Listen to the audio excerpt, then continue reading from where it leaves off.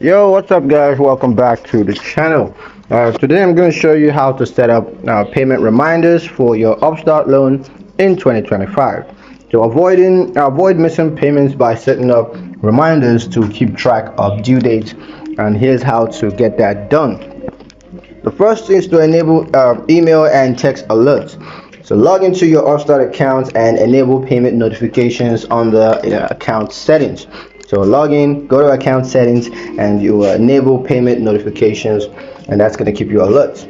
Now also you can use calendar alerts. So set a recurring reminder on your phone or email calendar a few days before your due date, and that's going to give you a heads up to make the payments. Also, you can use banking alerts. So if your bank allows it, you can set up an automatic alerts when a loan payment is due. You could also consider automatic payments. So if possible, enable auto pay to ensure that you never miss a payment. It's the surest way to ensure that you don't miss a payment.